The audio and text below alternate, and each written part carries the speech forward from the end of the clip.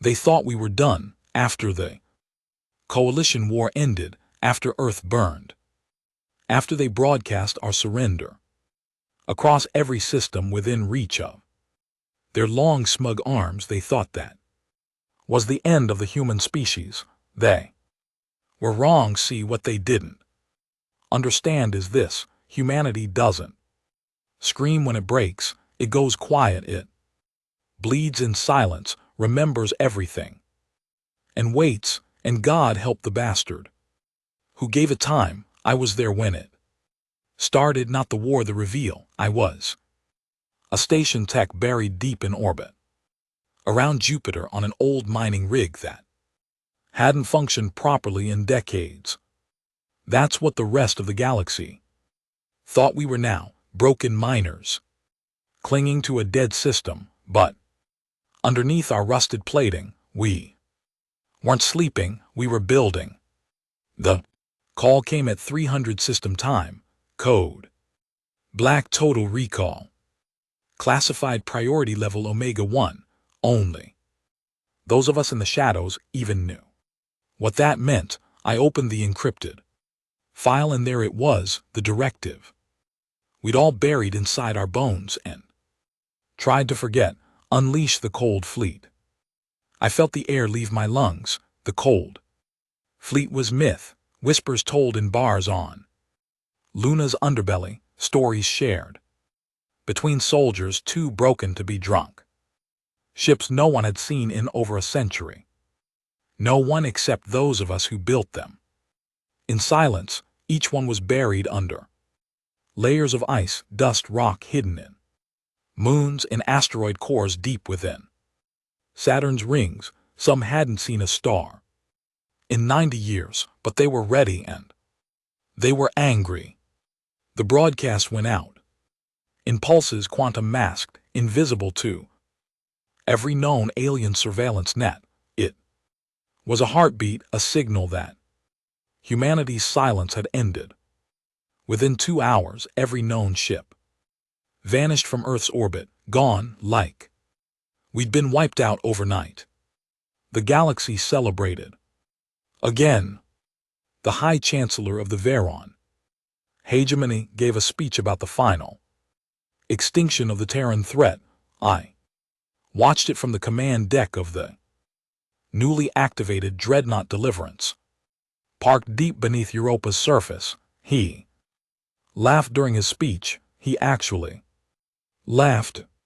Arrogance is a drug for these alien empires. They spent centuries carving up the stars, enslaving weaker species, manipulating treaties, gutting planets for sport. Earth was just another trophy. To them, another system to mine, strip, burn, and toss aside. But they forgot something basic, something even a starving animal knows. You don't poke a dying thing unless you're sure it's dead. And humanity had learned how to play dead better than anyone. By the end of the third day, they began to realize something was off. Terran trade stopped completely. Spy probes went silent. Smugglers vanished in fringe systems. Pirate raiders found their entire fleets disabled. No debris, no survivors, just silence. Then came day 4. We hit them in the Yasari sector first, not because it mattered tactically, but because that's where they executed our last diplomats. We didn't send a warning, no speeches, no second chances. One moment the skies were empty. The next, 300 black armored warships dropped out of dark space like a silent scream. They called it the eclipse. Not a single Von cruiser made it out. Every civilian ship was left untouched, but their military gone. Veron Command didn't even get time to respond. Our rail slugs moved faster than sound. Their capital ship cracked in half before their admiral could even stand. And then we vanished again. No trace, no trail, just a message carved into the hull of the destroyed flagship with a Plasma drill, we remember. After that, the galaxy began to panic. You could smell the fear in their news feeds, even through translation filters. They didn't understand, they couldn't. This wasn't just vengeance, this wasn't retaliation, this was release. Humanity had built its wrath in the dark brick by brutal brick, and now it was loose. There were whispers of ghost ships appearing in neutral zones, of entire armadas rerouted without engagement, of alien generals begging for information on the Terran specters. But no one knew how many ships we had. That was the point. And that's when the begging began. Galactic envoys trembling beneath their silken robes started broadcasting messages of peace, surrender, alliance. Too late, because they didn't beg when our cities burned, they didn't beg when our children were lined up in cages and labeled subservient. They didn't beg when they wiped our history from their archives like we were an infection they'd cured, so now they could choke on their fear, and we were just getting started. The galaxy didn't know how to process what had happened in Yasari at first. They tried to deny it. Sensor malfunction, they claimed. Internal sabotage, a reactor accident.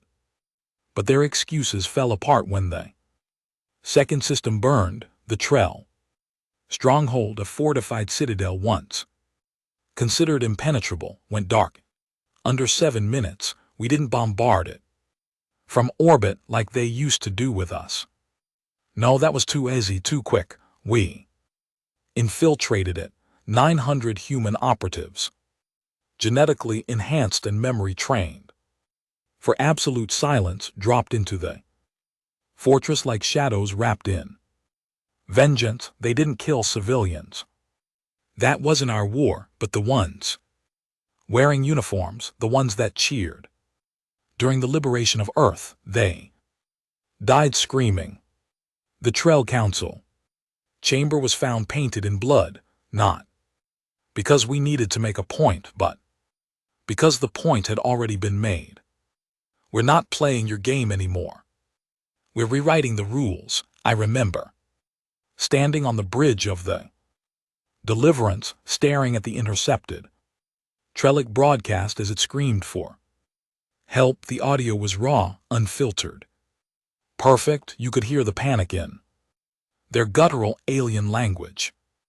The same species who once broadcasted human prisoners being dissected alive were now begging the stars to send anyone to stop us, but no one came, because the moment humanity showed its hand, every species that once stood tall suddenly remembered why they feared the dark. See, they'd always seen us as emotional, impulsive, messy, and they were right. What they didn't realize was when we're pushed far enough, we make war personal. And the thing about personal war, you don't stop until every last one of them regrets ever learning your name. The next target wasn't military, it was a memory vault, one of the galaxy's largest archives, nestled in the black rock of Gantes Prime. For centuries it had stored the recorded history of over 300 civilizations, including ours, or what was left of it. After the Coalition's purge, they didn't just destroy our cities, they went after our past. They rewrote entire centuries of human achievement as cultural mimicry, said our art, our science, our very language was derivative of superior galactic templates, even our music.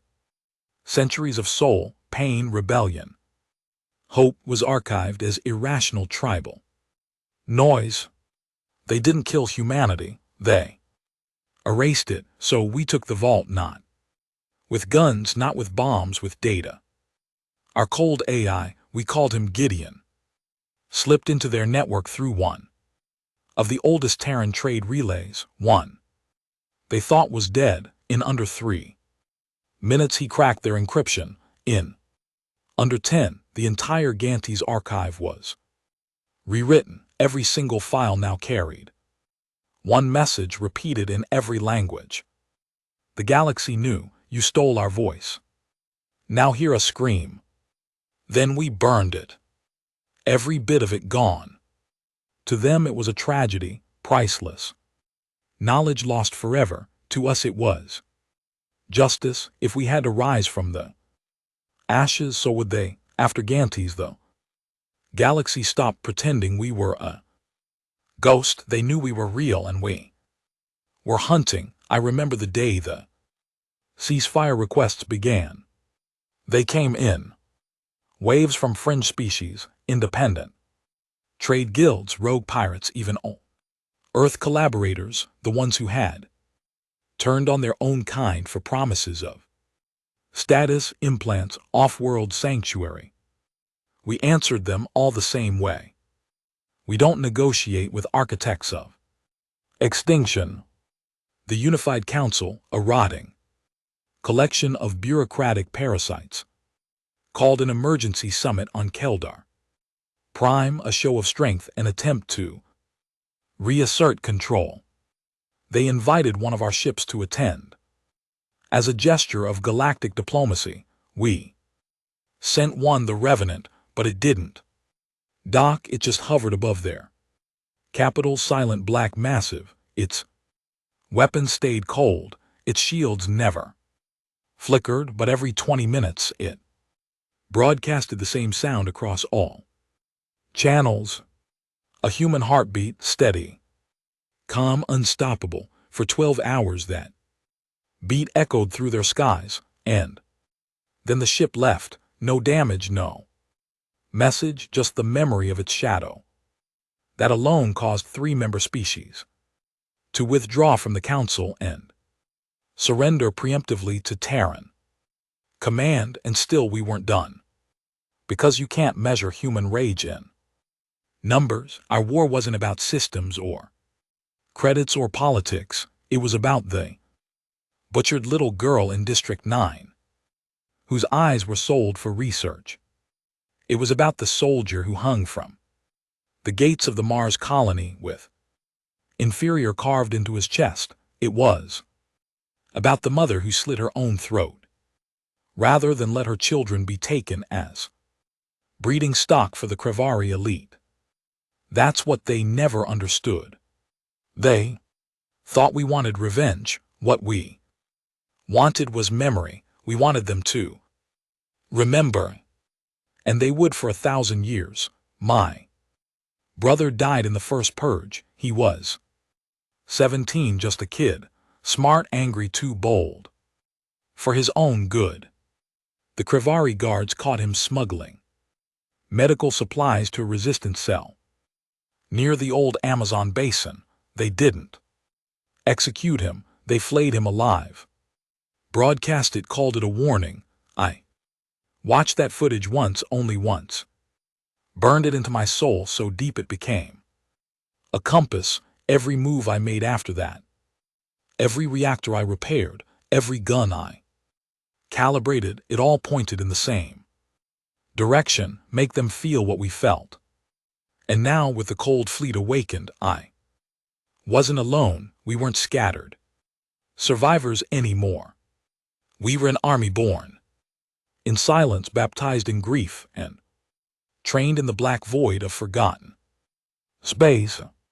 We had no home world, no Senate, no media. We had something stronger. Purpose. We'd spent a century pretending to be broken while our enemies choked on their own pride. We'd hidden our best minds in asteroid bunkers, our best soldiers in the shadows, our best ships under the skin of frozen moons. Now they were free, and so were we. There was one more moment I'll never forget. We received an intercepted message from a distant colony, an alien child crying, asking her father why the Terran were coming. She wasn't a soldier, she wasn't guilty. But it hit me like a gut punch because I remembered our kids asking the same Question when the sky cracked open and alien ships poured through. When their screams turned into ash and fire and metal, that child's fear didn't stop us. But it reminded us why, not because we hated them all, not because we were monsters, but because we couldn't afford mercy. Not anymore. We'd shown mercy the first time when they offered treaties, promises, inclusion. And where did that get us? Burned, erased, scattered. So now we were teaching them the one lesson the galaxy had never learned from humanity. If you leave a man nothing to live for, you've given him a reason to kill. By the end of the second cycle, 15 systems had fallen without a single Terran loss. Our ships didn't just fight, they hunted, they adapted. The cold fleet wasn't like the old navies of Earth. These weren't mass-produced carriers with bloated engines and easy targets. These were nightmares, handcrafted by broken men with nothing left but time and rage. Some were invisible to sensors, some could shut down comms from 3 light years away. Some carried weapons so unstable they weren't even tested, just aimed. And behind them all we stood, pilots, engineers, ground teams, veterans of a war we never got to finish until now. And still the galaxy asked, why now? Why not earlier? Why wait? They didn't understand that we needed time, not just to build, to remember, to understand what we'd become. We weren't the United Earth government anymore. We weren't the Terran Alliance. We were the forgotten sons, the ghosts of Ganymede, the fleet of the silent black. We were the reminder that humanity is not merciful. We're not civilized. We're not peaceful. We're just patient. And now we were ready. There were things even we didn't understand about the cold fleet until the third wave hit. I was stationed aboard the Deliverance, orbiting dead silent above a shattered moon in the Decaros belt, a mining world turned prison colony, once home to over 70,000 humans. No one had spoken about Decaros in decades because no one came back from there. The Vaughn had turned it into something worse than a labor camp, something systematic. They harvested neural signatures there, took apart the human brain like it was a schematic they couldn't quite decode. They'd strap you down, open you up, and record how your soul screamed, then toss you into the void like trash. We found the data records, all 70,000 souls, not just murdered, archived. Their final moments captured and stored in crystalline drive cores as research material. They even gave it a name: Project Human Resilience Deconstruction. They thought it was clever, scientific. We didn't think it was clever. We thought it was enough. That was the moment command authorized protocol. Eidolon, if the galaxy thought the cold fleet was humanity's ace, they hadn't seen the dark fleet. The Eidolon protocol was our last line. The ships even we weren't supposed to activate unless we were certain we'd lost all trace of what made us human. They weren't designed for war. They were designed for eradication, built in the absence of forgiveness, born from the minds of men who no longer cared what survived after. Where the cold fleet was silence and precision, the Eidolon ships were rage given form. Blacker than space, silent even under full thrust, and capable of erasing entire orbital zones without leaving debris. The first Eidolon ship we activated was the Penumbra, a Ghost-class destroyer with no living crew, only AI harvested from the minds of volunteers who had lost everything in the purge.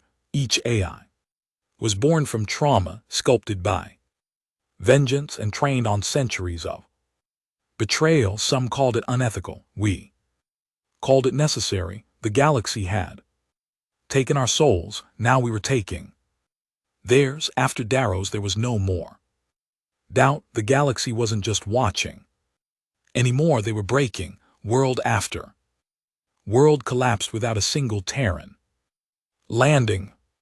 All we had to do was send a ping, a small signal, a name, a set of coordinates, and they would surrender their weapons, their leaders, their sovereignty, just to avoid what they imagined we might do. We didn't have to destroy planets, they were doing it to themselves out of fear, and still that wasn't enough. Not for me, not for the men who had buried their families under alien rule, not for the engineers who had spent 60 years welding guns onto asteroids and shaping death in silence. There were still the collaborators. They were the worst of them, humans who bent the knee the moment the first cruiser entered orbit, politicians who signed over cities for off-world citizenship, commanders who abandoned their troops to alien warlords in exchange for luxury, implants, or a second chance. I knew one personally. His name was Colonel Trafford. He had been my commanding officer during the collapse of the Martian front. Back then I'd trusted him, respected him, thought he was one of the few willing to die on his feet rather than live on his knees until the last day, when the pressure came, when the orbital bombardment began and the alien legion started clearing zones. Trafford didn't just surrender, he turned us in, sold the entire base's coordinates for safe passage and a cushy position in the new Earth Integration Council. Said it was for the greater good, said survival meant adaptation. Only 2 people survived that base after the purge, me and him. Now I had command clearance, and I knew exactly where he was. We found Trafford on Silene, a neutral commerce planet outside the central conflict zones, a lush, shimmering paradise where elite exiles went to pretend they hadn't sold their souls. The locals called it the Garden World. To us, it was a cemetery waiting for names.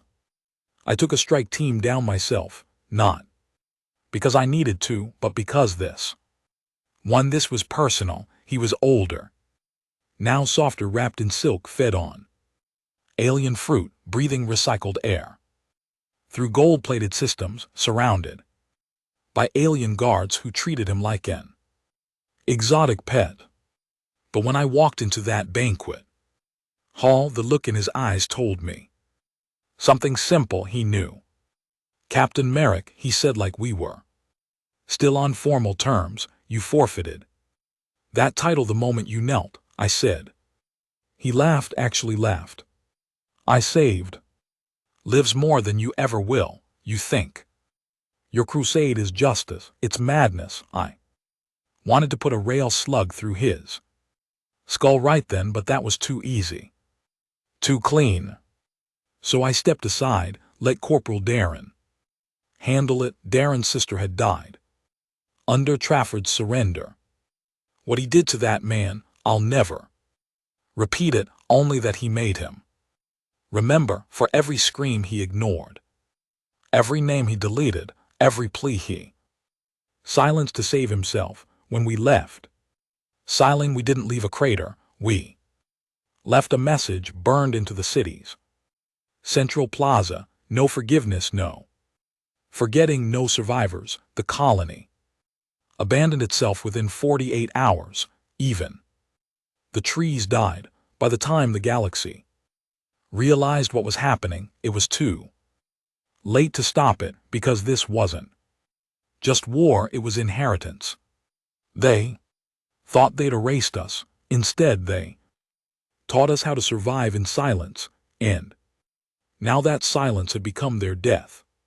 Sentence: the Von Empire began, dismantling its own outer colonies, hoping to consolidate strength there. Generals panicked, issuing contradictory orders, activating protocols they hadn't used in centuries. Didn't matter. The Cold Fleet didn't attack borders, it attacked minds. Every ship we dropped wasn't just a weapon, it was a memory. Reminder of every name they tried to erase, a reminder of what happened when you buried a species and left it to rot. We weren't invading, we were returning. And the galaxy could beg all it wanted. There were no diplomats left in our ranks, no politicians, no ambassadors. Just ghosts, warriors, engineers. Orphans, men like me who stopped believing in peace when they saw what alien mercy looked like. The final moment of Part 3 came 6 days after we erased the Von Deep Core relay. I was sitting alone in the Deliverance's observation bay, staring out into the void. The stars didn't look different. But I did. I hadn't spoken to my brother in decades. But I remembered his voice, the way he used to dream about building ships, going beyond the outer rim, finding new life. They'd taken that from him, so now we were taking everything, and we weren't done, not yet, because the final strike hadn't come, not the one that would. And NBSP, the Council, not the one that would make them kneel, not to sign a treaty, but to beg for extinction. That was still coming, because while the Cold Fleet rained fear on 1,000 worlds, the Eidolon Protocol had one more directive, and I just received the final code. They thought it was a warship at first, the one that appeared above Cryex 4, capital of the Galactic Council. It drifted into orbit without comms, without a visible crew, and without shielding. To most, it looked dead. Just a husk of black metal and razor thin fins floating cold and lifeless through vacuum. But even before it fired, people began screaming because the ship didn't just block the sun, it bent light, it twisted space around it. Like gravity itself recoiled from what it carried. Windows shattered in buildings below.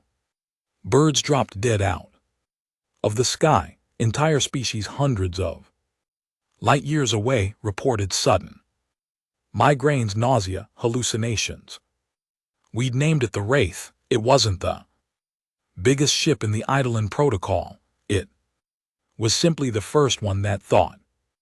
Not ran, not processed thought. Its core wasn't powered by reactors or antimatter drives. It was a mind, a living one, what was left of an old Earth scientist named Kepler Rain. He'd volunteered for upload during the second century of exile, after watching his daughter get torn apart by coalition hounds. He gave up his body to vengeance and let us carve his consciousness into crystal. But what came out wasn't Kepler, it was something else, something built from pain, grief, rage, and brilliance sharpened to a point. And when the Wraith finally spoke over the galactic network, it didn't speak in language, it screamed, not through sound, through memory. Every planet in the Council network was hit with a synchronized pulse that injected human trauma into their neural feeds. Sensory echo of Earth's fall. Every citizen felt what we had felt, the heat of orbital firebombing, the smell of ash as cities choked, the screams of children behind sealed bulkheads, the metallic taste of blood when surrender meant slavery. It didn't just traumatize them, it overwrote them. Thousands suffered psychological breakdowns. Some species with weaker neurological structure simply died. Others tried to sever their data nets, but it was too Late, we didn't kill them, we just made them remember. I was on the command deck of the Deliverance when we confirmed they fallout reports from 37 systems. Religious collapse in 5 major theocratic empires, economic implosion in 8 trade federations, over 200 planetary governments declared a state of existential emergency because for the first time in galactic history, they understood what it meant to be human, not what we were but what we endured. The suffering we wore not as scars but as armor. The silence they mistook for extinction was preparation. The helplessness they confused for surrender was rebirth. The death they thought they gave us was actually a door. And now we were through it. Council's first speaker, a towering, silver-skinned dictator named Yulvar Tran, issued a formal plea across all channels. It wasn't a speech. It was a confession. He admitted to the purge, to the forced extinction programs, to the assimilation of Terran culture into acceptable archetypes. He offered reparations, apologies, even sovereignty. He said, let us build future together. This is not who we are anymore. But I knew better. That was who they were. The only difference now was they couldn't stomach our vengeance, and maybe deep down they finally understood something the universe had tried to deny for centuries. Humanity doesn't die, we adapt, we vanish, we endure, but we never break. And when we return, we don't just fight, we teach. And they were learning fast. 3 days later, the Eidolon fleet revealed its second ship, the Wari. Its arrival was quiet, just a whisper across Frin colonies. But its message hit harder than any weapon. It broadcast only one thing: names. Every hour on the hour it spoke a single name into the void.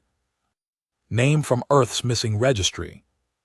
Child lost during the purge, a prisoner never accounted for, a mother who died in orbit. One name every hour, each one matched with genetic ID, holographic reconstruction, last known location, audio logs, death report or lack of one. Every name a ghost. Within days, alien races were reporting sleep disruption, hallucinations, breakdown of interstellar communication due to signal interference, entire planetary networks overloaded. From the data volume, they tried to shut it off. They couldn't, because the Wari didn't send signals. It broadcast through grief, and grief doesn't have an off switch. Not when it's real, not when it's earned, and not when it's human. I started noticing something strange around that time. Silence, not from us, from them. No ships moving through Terran designated zones, no patrols, no threats. Entire fleets began deserting their posts. One intercepted transmission showed a Zarelian commander ordering his battalion to stand down with this exact phrase: they are not at war, they are at reckoning. We were not built to face that. That's when we knew the galaxy didn't fear our ships, they feared our memory, our refusal to forget, our refusal to forgive, our refusal to stay dead. Because there's something primal in humanity, something ancient, brutal, sacred. We don't just outlive our enemies, we make them carry us in their nightmares, in their rewritten histories, in the way their children flinch when they hear the word Terran. And yet, as the fear spread, so did the one question echoing through every alien channel: why didn't they strike sooner? Why wait 100 years? Why let themselves be enslaved? Why suffer in silence? They asked it like it was a flaw, but it was the answer, because we weren't ready. Yet not ready to make war, ready to make it unforgettable. There's no glory in battle, no honor in carnage, only truth, and the truth was the galaxy had never seen real war, what they'd called war for centuries, territory skirmishes, drone fleets, mercenary contracts. Wasn't war, it was sport, commerce with blood. What humanity brought wasn't just destruction, it was emotion weaponized.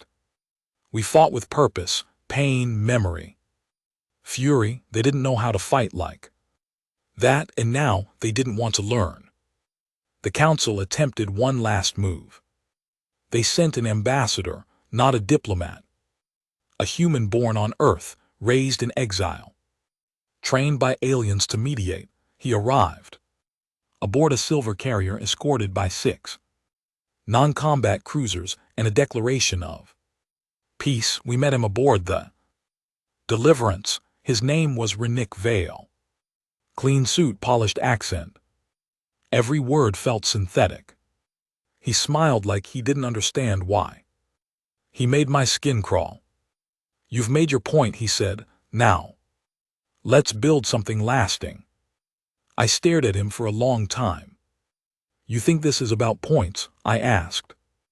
It's about survival. No, I said, that's what it was for you.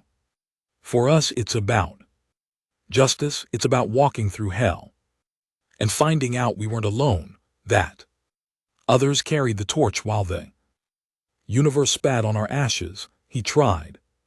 Again, there's a place for humanity in the new galactic order. I smiled, but it didn't reach my eyes. There won't be a galactic order when we're done. That's when he realized it. We weren't negotiating, we weren't building, we were closing the book, and no page would be left unturned.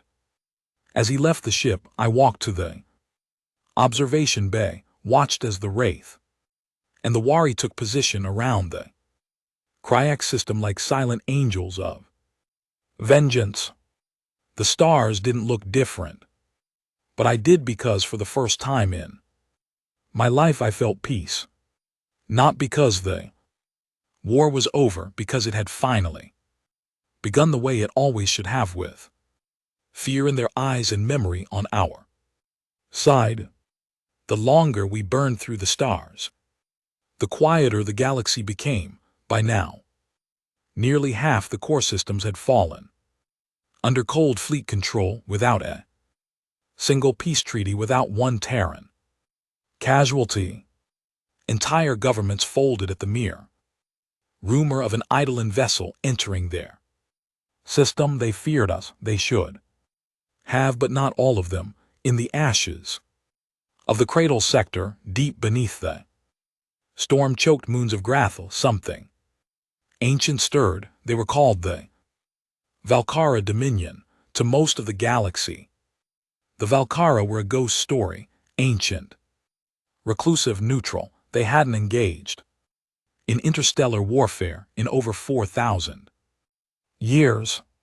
Their empire, once spanning hundreds of systems, had seemingly collapsed under its own complexity. No one had heard from them in centuries. We thought they were extinct. We were wrong. The Valkyra weren't extinct. They had been watching, and they had been waiting. The first sign came in the form of a dead Eidolon ship. The Veil, one of our deep space recon units, stopped responding after entering a dark zone beyond the Bria Ridge. We assumed it was a tech fault, but protocol demanded we investigate. What we found wasn't failure, it was a message. The ship wasn't destroyed, it was emptied gut from the inside. No blast marks, no weapons fire. The outer hull remained untouched, but every crew member, even the AI core, was gone. In their place, carved into the command console, were 4 symbols, ancient, obscure, but unmistakably Valkyran, a language dead for thousands of years or so. We thought. I was summoned to the archive. Deck of the Deliverance immediately. The linguists worked around the clock to decrypt the message. After 18 hours, they had something, a phrase. 4 words: "You are not alone, most on." The bridge assumed it was a warning. I knew better, it was a challenge. We didn't know what the virus still possessed, only that their silence had ended, and when ancient powers wake, they don't do it for sport. That same day, 27 cold fleet vessels reported identical energy spikes across 3 systems, ships disabled, not destroyed. AI confused, blinded, firewalls breached by non-digital intrusion. It wasn't hacking, it was something else. Something older. Psionic interference, the science team called it, but it felt like something worse, knowing, as if something had stared into the soul of our technology and whispered, "I remember you." We weren't afraid, but we were alert because the Valkyra hadn't just emerged, they were targeting us specifically. And for the first time since the cold fleet rose, someone out there wasn't afraid to look back. Our intelligence team gathered what fragments they could. On the Valka, they had once ruled the Pathian spiral long before the Galactic Council even formed. Their society was split into castes, not of wealth or power but memory. The longer you lived, the more history you carried. Elders weren't just old. They were libraries, living repositories of all things experienced, but then they vanished. The last recorded Valkyran sighting was over 3,000 years ago. Diplomatic envoy slaughtered during the First Trade War. No retaliation came, no message, just silence. But now we understood. They didn't retreat because they were weak. They disappeared because they were preparing. And the question wasn't why they had returned, it was why now. That answer came 4 days later in the ruins of the Dirk Citadel, a former coalition fortress now used by Cold Fleet Command to house strategic reserves. It was annihilated in a single strike. No explosions, no ships, no energy weapons. The planet just folded, collapsed in on itself like paper, burning from the center out. Our scientists had no explanation, but one phrase kept repeating in every report: temporal fracture. The Vikara weren't using technology. They were using time. They weren't fighting us with brute force. They were unmaking reality around our movements. We weren't fighting a military. We were fighting history itself. I met with command immediately. The Cold Fleet hadn't anticipated this. No one had. We were built for overwhelming force, for total dominance, for calculated vengeance. We were ready for war. But the Vikara were doing something else. They were unraveling our foundation, and if they could erase us before we finished our reckoning, then everything we endured, every name on the Wari, every scream from the Wraith would be for nothing. We had 2 choices: retreat or adapt. And we'd never been good at retreat. That's when she came forward. Her name was Admiral Cora Trin, born underground in the Siberian resistance bunkers, raised in the shadow of orbital fire, trained by the last living survivors of Earth's militarities. She commanded the Harrow, one of the first idling-class dreadnoughts ever built. And she had a plan, not to counter the Valka but to speak to them, not with diplomacy, with legacy. We gathered all remaining idling vessels and began a dead drift toward the Valkyrian border. Systems, no engines, no signals, no threat, just a silent formation of black ships crawling toward the unknown. It took 6 days. On the 7th we received a reply, a single Valkyrian vessel more. Monolith and ship drifted into view. No visible crew, no weapons, just a shape hovering against the void, and then from our speakers, a voice but not in sound. It spoke directly into our memories. I felt my brother's laugh, my mother's hands, the heat of Earth's last day, and then a sentence whispered like breath against my spine, "You are not the first to suffer." Admiral Tren stepped forward. "No," she said aloud, though we knew they didn't need language, "but we might be the last." The Valkyrian ship responded. It projected an image, not into space but directly into our souls, a planet burned, ruined, empty, not Earth, not anything we recognized. And then billions of bodies, not alien. Human, we knew you, the voice said, and suddenly we understood. The Valka didn't fear us because of what we were. They feared us because they had seen us before, centuries ago, before Earth, before memory, a cycle, a loop, a curse. They showed us what we were becoming. Not saviors, not survivors, but repeats. The last time humanity reached the stars, we didn't burn, we became the fire and the Vikara. They weren't just warning us, they were trying to stop it from happening again. The bridge fell silent, no one spoke. Because deep down we all knew, they weren't our enemies, not really. They were a mirror. They showed us what comes after vengeance, after retribution, after the screaming ends, what we do when there's no one left to punish. That's what terrified them, not our power, our pattern. But it was too late. We couldn't stop. Not now, not when the ghosts still screamed.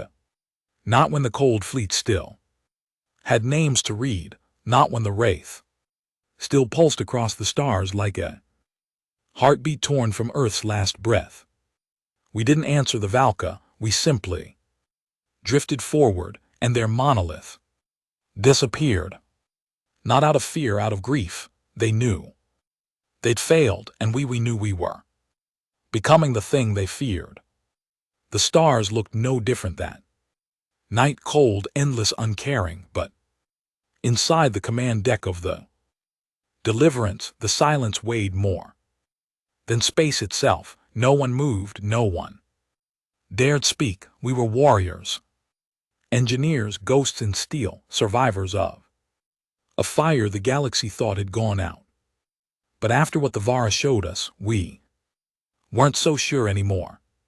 Admiral Cora Tren stood at the viewport, her arms behind her back, eyes fixed on the void, like she was trying to see through time. Her voice, when it finally came, was low, controlled, almost too calm. They saw us before Earth, before this cycle, and they feared us then. No one responded. Not even me, because what was there to say? The Valka hadn't just warned us. They'd held up a mirror, showed us a timeline we didn't remember because it happened long before the Earth we knew. A time when humanity rose, built, dominated, and then lost itself in war, in control, in madness, until we were erased, wiped clean, the stars reset. And now we were walking that path again. Step by bloody step, the Wari was still broadcasting names, one every hour. I could hear the next name echoing through the ship's comm link as we stood in the strategy chamber. Unit Registry 458A, Alina Mortz, A7, presumed perished during VAR. Sterilization protocol, no remains recovered. The computer paused, then continued. One more ghost passed into memory. It was always like that. Each name reminded us why we were here, why we'd built the cold fleet, why we chose to hunt instead of rebuild. But now something in that Voice felt heavier, as if even the dead were beginning to ask, what comes? Next, the Valkyr hadn't responded since. Their warning, their monolith ship, vanished as if it had never existed. Scans revealed nothing, no trace of movement, no distortion, just absence. That alone was terrifying. If they could bend reality enough to vanish entire dreadnoughts, project memory into our minds, and rewrite data across the light years, and yet still hide completely, it meant they weren't playing at power, they were playing at control of the narrative itself. That's what scared Admiral Tren. Not their weapons, their intent. She called a closed command meeting in the observation spire, a place once meant for strategic planning. Now it felt more like a confessional. 10 of us attended, commanders of every active Eidolon vessel, veterans of the Earth Purge, men who had lost more than blood. We'd lost our belief in anything but vengeance. I want your thoughts, Cora said plainly. No protocol. She didn't sit. None of us did. We stood staring at the stars, the silence pressing against our throats like gravity. Commander Reelt spoke first, captain of the Spectre's Grief, a former orbital engineer turned war tactician. They knew us before. Fine, doesn't matter. This time is ours. We finish the campaign, then ask questions. A few heads nodded, but not mine, not Admiral Tren's either. Captain Urin, cold, methodical, leaned forward. What if they're right? What if we are repeating a pattern? This fire, it doesn't feel like a cleansing anymore. It feels like rot, slow spreading. Commander Alvik scoffed. So what? We put down our weapons and beg for understanding. What do we do with the ones who burned our world? Shake their hands. His voice cracked slightly. He'd lost a son in the Amazon resistance.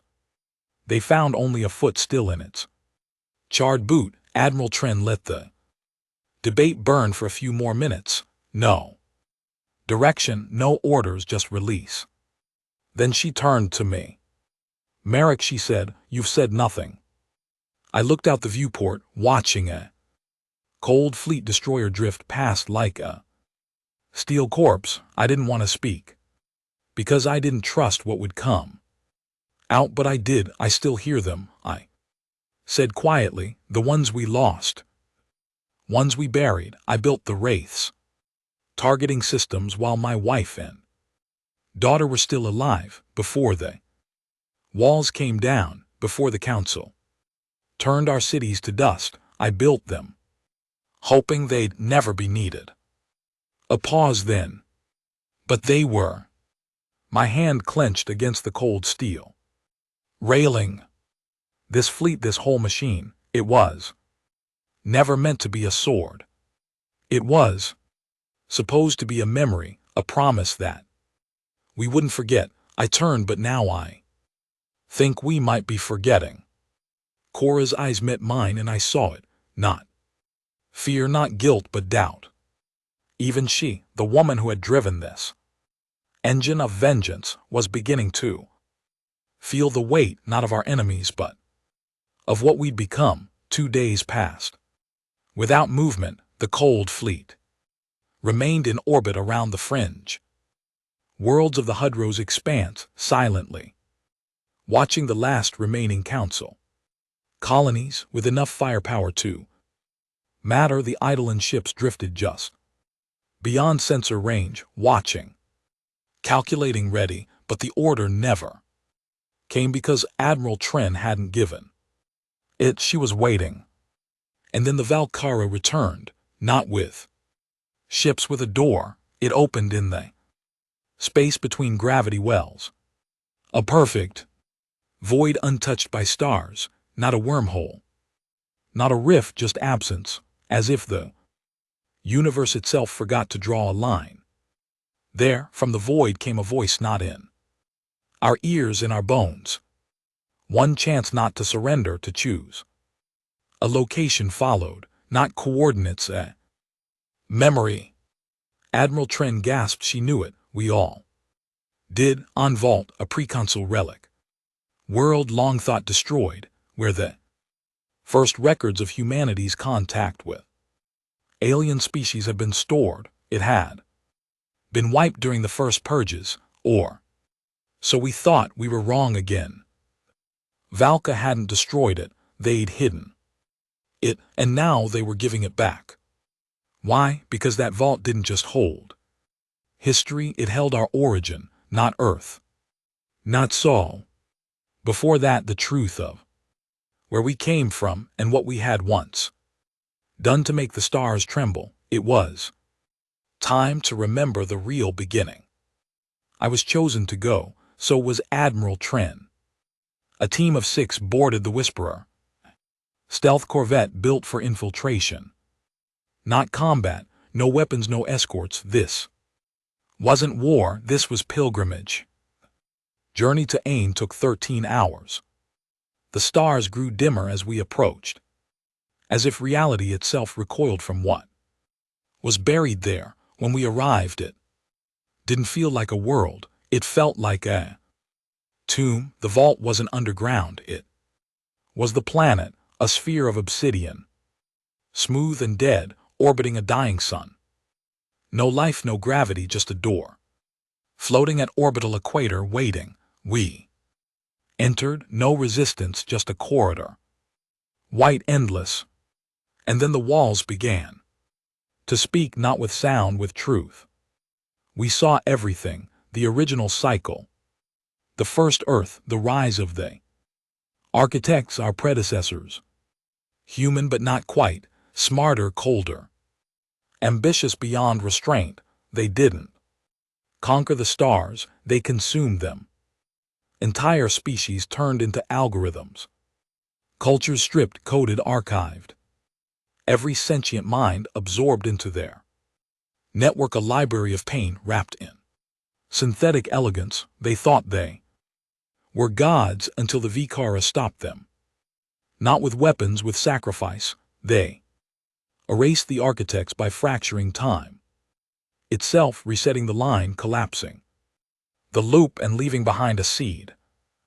New humanity, us. We weren't born to rule, we were born to try again. And now we had failed again. The walls stopped. We stood in silence, breathing heavy, hands trembling. The Vara voice returned. Now you remember, now you must choose. Admiral Tren dropped to one knee. She didn't cry, but her voice cracked. We became what we were meant to destroy. I looked around. The vault didn't accuse us. It didn't demand penance. It simply asked, are you still human? That was the real war, not against the Council, not against the stars, but against ourselves. We left the vault, returned to the deliverance, and now Admiral Tren must choose. The decision should have been easy. After everything they did, the burnings, the sterilizations, the disappearances, the purges after Earth was turned into a cautionary tale for other inferior species. After we were labeled primitive, disposable, dangerous, they deserved to fall. We told ourselves that every day, carved it into holes, painted it across armor plates, whispered it into our beds at night when sleep became impossible. It wasn't just vengeance, it was justice. But now we knew the truth. This wasn't our first time, and if we kept going, it wouldn't be the last. The command deck of the Deliverance felt like a crypt. Everyone had heard about Ain. The Vara hadn't hidden the memory vault from just us. They had broadcast its message across hundreds of systems. They wanted the galaxy to know, the monsters they feared. We'd been them before, we were them again. And still the fleet waited, 72 cold fleet dreadnoughts, 20 idling class Eradicators, thousands of stealth. Corvettes, ghost destroyers. Infiltration drones, planetary crack. Ships and orbital silencers. All pointed at the last 8 systems of the Galactic Council, what was left of their authority, their belief, their spine. They were ready to fall. All they needed was Admiral Tren's order. She hadn't spoken to anyone since we returned. She locked herself inside the meditation chamber above the observation spire, a spherical dome of obsidian glass suspended at the tip of the Deliverance's spine. We called it the Void Room. It wasn't meant for reflection. It was meant for commanders who wanted to be alone with the stars before they gave the order to end the world. Tren had spent 36 hours in there. The crew whispered, officers speculated. Some grew angry, others grew nervous.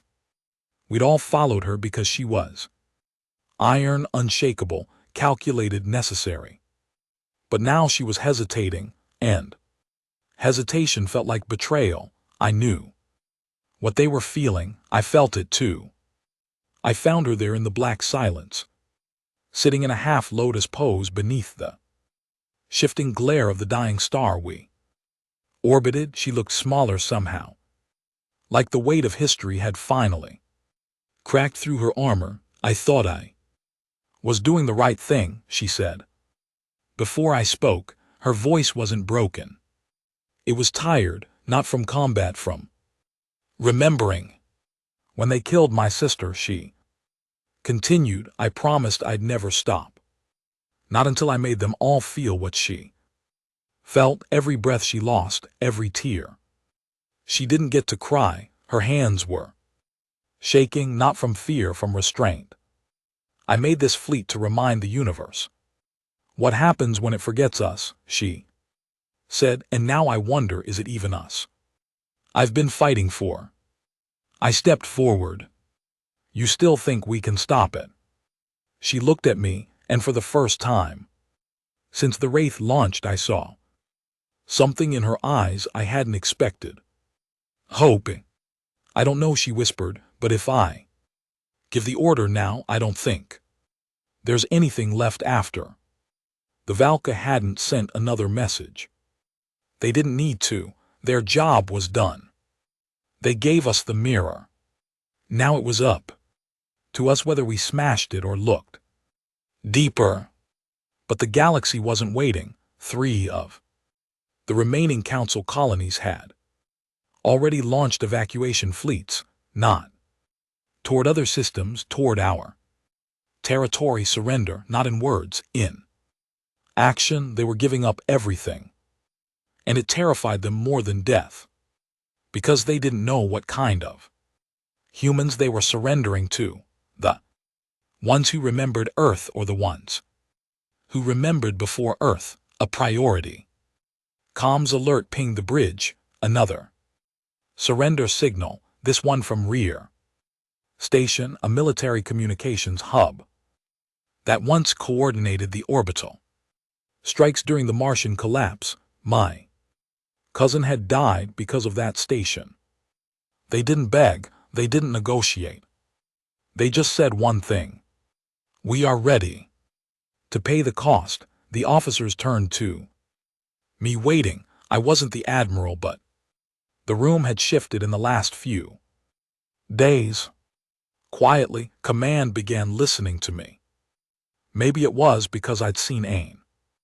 Maybe it was because they sensed the tremor in Tren, but I didn't give the order. I simply nodded and whispered, not yet. I walked back to the observation chamber 6 hours later. Admiral Tren stood there now, fully armored, hands clasped behind her back, eyes locked on the black between the stars. The fleet's patience is thinning, I said. She nodded once. I'm not here to make them wait forever, she replied, then silence. Long, heavy. Finally she turned to me. What if this is our last moment of choice, Merrick? What if the next war ends everything? If we don't finish what we started, I said, they'll think we were bluffing. They'll wait until we grow weak again. And next time they'll finish the job.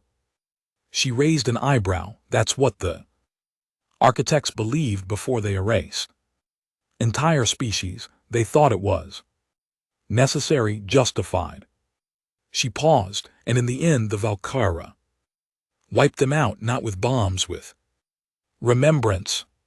Tren called a fleet-wide assembly. Every commanding officer patched in, all 17,000 operational crewmen aboard cold fleet vessels stood at attention. Watching their screens, she appeared in full regalia, black armor laced with silver threads, her face solemn, shadowed by the flicker of artificial light. Her speech was short, not poetic, not dramatic, just real. We have won, she said. We've made them. Neil made them remember, made them regret. The galaxy knows what happens when humanity is forgotten. But now we face a different enemy. Ourselves. She stepped closer to the camera feed. We have two futures. In one we finish the job, we burn the last of them. Their names will be footnotes beneath ours. Their stars will carry our flags, and we will rule as the only survivors of a war no one else could endure. In the other future, she paused. We stopped. The silence that followed was suffocating. She looked into the lens, like she was staring into the soul of every soldier she'd ever ordered into battle. Not because they deserve peace, they don't, but because we do, because peace isn't a gift, it's a choice, and if we don't choose it now, we never will. Then she stepped back. All commanding officers, report your vote. 75% of the fleet voted to continue the campaign. They wanted closure, blood, finality, but Admiral Tren had veto authority. The final decision was hers. And she made it. She recalled the Eidolon ships, disabled the Wraith, ordered the Wari to read its final name. The name echoed through every Terran channel. Archive complete, no further records. The ghosts were laid to rest. No fanfare, no speech, just silence.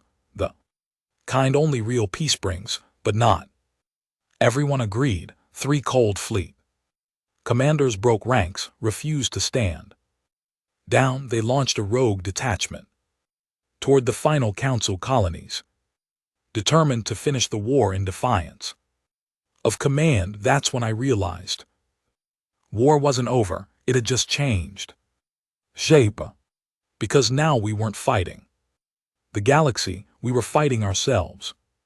The orders were clear: stand down, cease all aggression, initiate operation.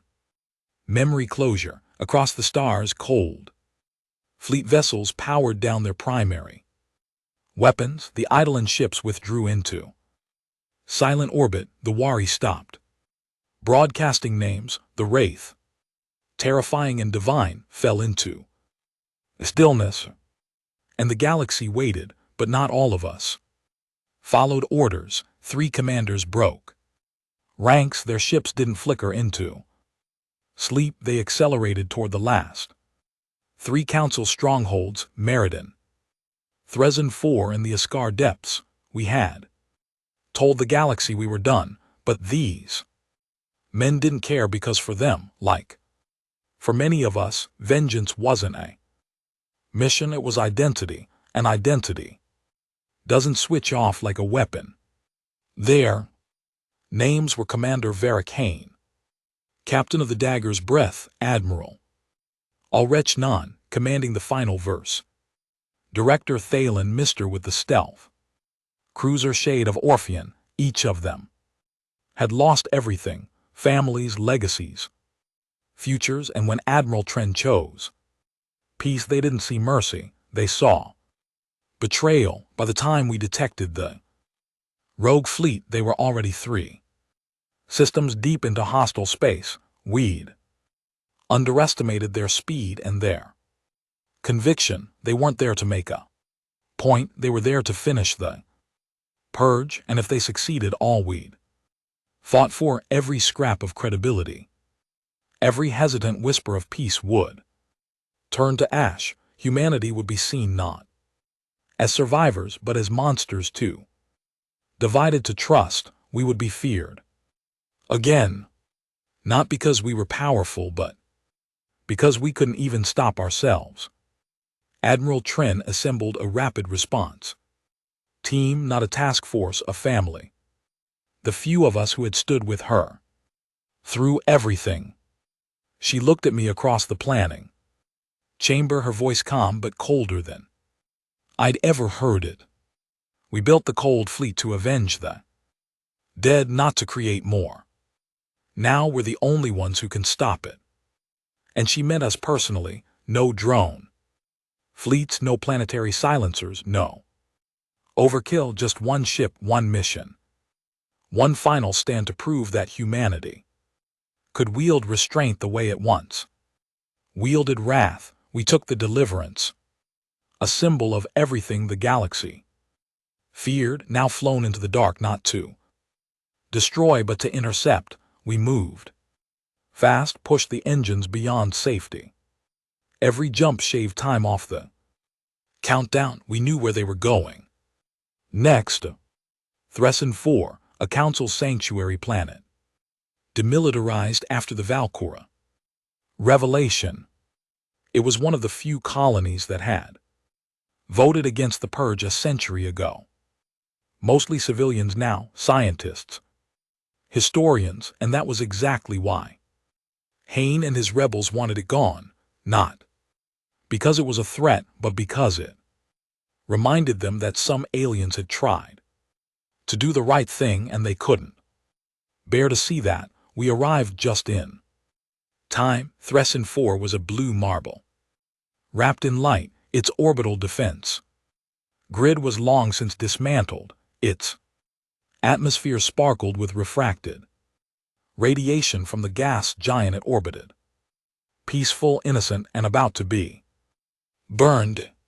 3 rogue vessels came into view, already powering up their weapons. No warning, no negotiation, just annihilation. Admiral Tren didn't hesitate.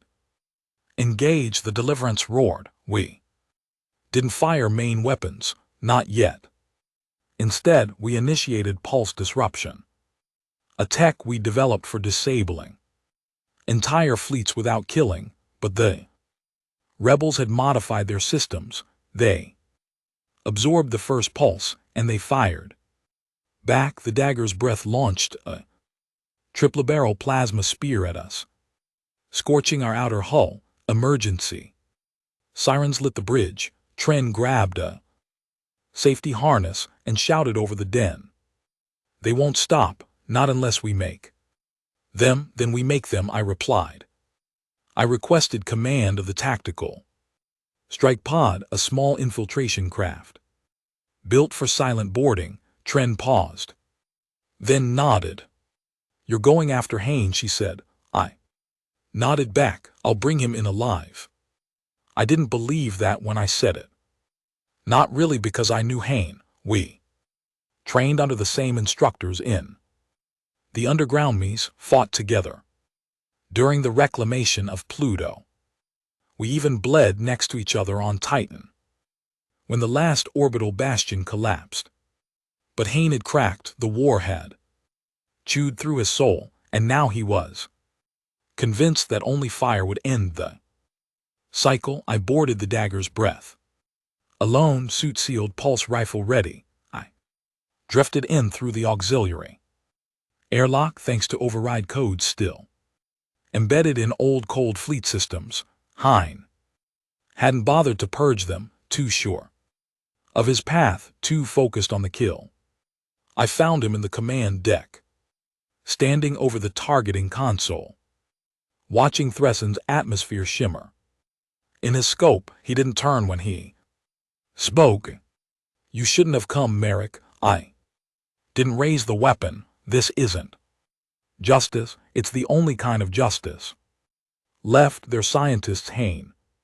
Children, so were ours. He turned. His eyes were glassy, dry, not wild, but empty, like something sacred had died inside him long ago, and only duty remained. They killed us slowly, over 100 years. Now we return the favor. The council is gone, Hain. The memory isn't. I lowered the rifle. You think finishing this will free you, but it won't. You'll still wake up hearing screams, yours, theirs, ours. I don't want freedom, he said. I want balance. I took a step forward, then another, until we were close enough to hear each other breathe. Then let it end with you, I whispered. Not with them. He looked at me. For the first time in decades I saw the soldier I once called brother. He blinked and then he raised his sidearm. I thought he was going to shoot me. Instead, he turned it on himself. You'll never convince the others, he said. But maybe they'll listen when I'm gone. He smiled, broken and tired. Tell Admiral Tren I'm sorry. The shot echoed once, then silence. I collapsed to my knees, not in grief, not in shock, but in something deeper. Exhaustion, not the kind of the body, but of the soul. This was the last war, and I'd watched another brother die in it. We stopped the others. Director Mears' ship was disabled by EMP torpedoes before it could fire. Admiral Noon surrendered after a 4-hour standoff when he saw Hain's last transmission. No more blood was spilled, no more worlds burned. The galaxy watched us. After that, watched humanity do what it had never done before. Not fight, not dominate, not destroy, but pull back. Not because we couldn't finish the job, but because we'd finally chosen not to. And that, more than all the fire and thunder we unleashed, became the legacy we left behind. The Cold Fleet wasn't disbanded. It was sealed. Each ship deactivated, preserved, left to drift silently in the Orward. Graveyards hidden behind encrypted satellites, monitored by AI sentinels, programmed to wake only if the memory of what happened began to fade. The Eidolon ships were buried, not destroyed, because we knew better. Humanity forgets, and when it does, it builds monsters again. As for Admiral Tren, she stepped down, disappeared from the public eye. Some say she lives on one of the garden worlds we spared. Others say she walks among the shadows of the vaults, ensuring no one ever opens the wrong door again. I haven't seen her since, but sometimes I hear her voice when I close my eyes. Not barking orders, just asking the question the Valka once left us with, are you still human? And me, I stayed behind. I became a keeper, a memory warden, one of a dozen who record the truth, not the propaganda, not the myths, but the truth, so that when the next cycle tempts us with revenge, someone will stand up and say, we've walked that road and we know where it ends. The galaxy didn't rebuild quickly, but it remembered, and that was enough. Because in the end, that was all we ever wanted. Not dominance, not glory, just to never be forgotten.